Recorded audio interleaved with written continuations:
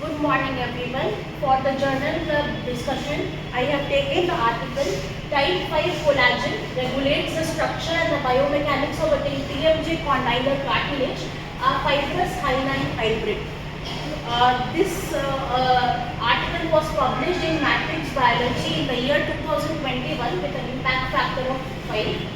The study was centered in USA.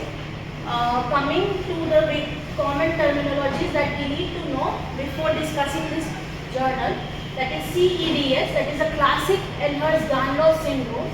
It is a connective tissue disorder characterized by skin hyperextensibility, joint hypermobility and tissue fragility. MFP, that is the molecular force probe. It is an instrument used to measure the mechanical forces at the molecular and the cellular levels. OCT, that is the optimum cutting temperature, a compound used to embed biological tissue samples for cryosectioning. SGAG, sulfated glycosaminoglycans, negatively charged polysaccharides, which are present in the cartilage and the connective tissue, which contribute to the hydration and the mechanical resilience of the cells. And TITECM, that is the territorial or the interterritorial extracellular matrix. These are the sub-regions in the ECM close to or farther from the cells. It depends, differing in composition and the mechanical role as general. So coming to the materials and methodology and what the researchers wanted to know, the researchers wanted to test the role of type 5 collagen and how it affects the TMJ cartilage structure and the mechanics, and how to deliver therapy, personalized therapy in various TMJ disorders. They used genetically modified mice, microscopy, AFM techniques, mechanical strength testing techniques and statistical analysis to evaluate the various effects. Coming to the animal models, they use two types of mice models. First one is a genetically modified mice, that is the col5A1 plus and minus, and the col5-1IKO. The first one is having naturally the mice in those have the defect. The collagen 5 is less in general, and the next one, in this collagen 5 can be turned off, and to study the role of collagen 5 in the temporomandibular joint cartilage. Knockout was induced by tamoxifen injections in the second group, and effects were confirmed by qPCR techniques. So the study's duration and the sample sizes are given in this table for the various control and the experimental groups. They did the histology and imaging. TMJ and the knee joints were harvested, fixed, calcified and sectioned. Histological stains using safranin O, H&E stains and immunofluorescence were applied to visualize the cartilage structure and protein distribution after the experimentation. And also the nanostructural analysis was done. Collagen fibril diameters were measured. Organization of the collagen fibrils were done using scanning electron microscope and TEM, and to compare the wild type and the mutant mice.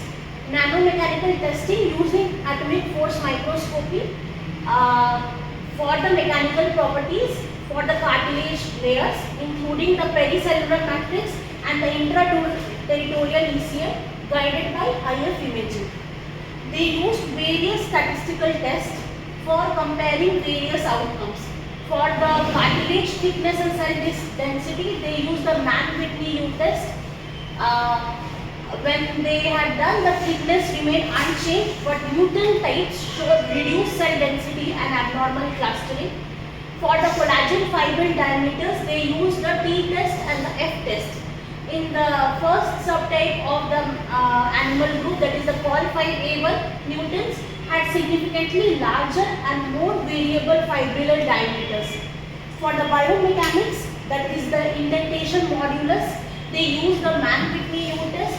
Mutants had 51 to 59% lower stiffness in both the pericellular extracellular matrix and the interterritorial ECM regions. For the cell arrangement and the role of beta-catenin signaling, they used the Mann-Whitney U test. In the mutants, they displayed disrupted organization and altered signaling.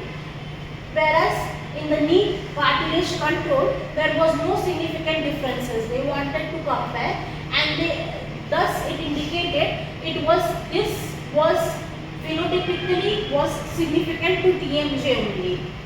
So coming to the results of the study, the collagen fibrin organization, there was loss of collagen 5 caused by abnormally large irregular collagen fibers in the TMJ condylar cartilage. Cartilaginous structures in the mutants showed disrupted cell organization, reduced cell density and clustering. Overall thickness was there unchanged. For the biomechanical properties, stiffness reduction up to 60% in both the fibrous and the hyaline layers of the cartilage in type 5 collagen deficient mice was seen. For the cell signaling activity, the altered beta-catenin activity suggested disrupted mechanosensitive pathways in the mutant cartilage. For the tissue specificity, knee cartilage remained largely unaffected when they compared, showing that collagen 5 defect significantly impaired the TMJ cartilage only, and how it helps in the therapeutic development of the various TMD disorders. So, they concluded that the collagen 5 is responsible for the proper fibril structure, providing proper mechanical strength and cellular organization of the TMJ cartilage, not in the knee cartilage. When coming to the study's design, it was an experimental laboratory study using genetically modified mice combined with histology, imaging, biomechanical testing techniques and molecular assays to investigate the role of collagen 5 in TMJ cartilage. The checklist items that were well followed and were done significantly were the study design, sample size, inclusion and exclusion criteria, randomization and blinding, outcome measures, ethical statement, statistical methods, experimental procedures, results reporting, whether it is qualitative or quantitative. These were clearly mentioned.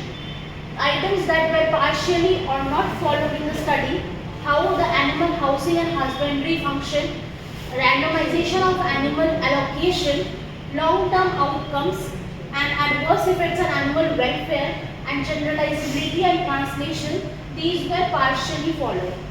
Coming to the strengths of the study, it is a clear experimental in vitro design, well defined to aim to test the role of collagen 5 in TMJ cartilage using knockout mice and other genetic deficient mice also, the two groups.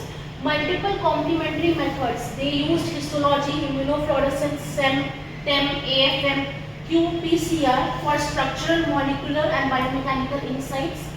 It had statistical rigor, use of appropriate tests for the corrections of the multiple comparisons and ensured reliability of the results. Ethical compliance was taken from the institute. Specificity of findings demonstrated TMJ specific effects. No changes in the knee cartilage seen in the animals, highlighting tissue specific role of collagen 5 in TMJ disorders. Novel contribution, first to show that collagen 5 has a role in the regulation and the structure of the biomechanics in the TMJ condylar cartilage. When we talk about limitations, the molecular pathways, that is the role of the FGF, notch, angiogenesis influencing the collagen 5 development were not fully explored.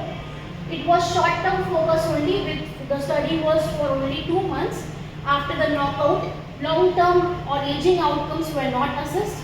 No functional behavioral outcomes, how the jaw movement change, chewing ability or the pain-related behaviors in the mice were not assessed. And it is an animal study only without validation in human tissues, and limited housing and husbandry reporting according to the alive level guidelines were not fully described. When we talk about the future directions, what can be done? First of all, mechanistic studies can be done in future to explore the role of molecular pathways regulating the collagen 5 function in the TMJ cartilage. Long-term studies beyond the 2-month time period to specifically investigate how collagen 5 deficiency affects the cartilage in aging, degeneration and the risk of the TMJ disorders over time can be done.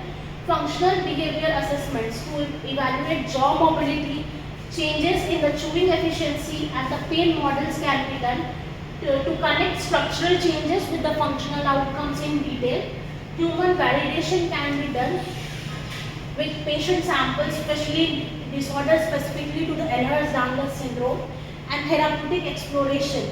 Test interventions, that is the role of molecular modulators, biomaterials and gene therapy development to restore collagen 5 function or compensate for its loss in general. Thank you.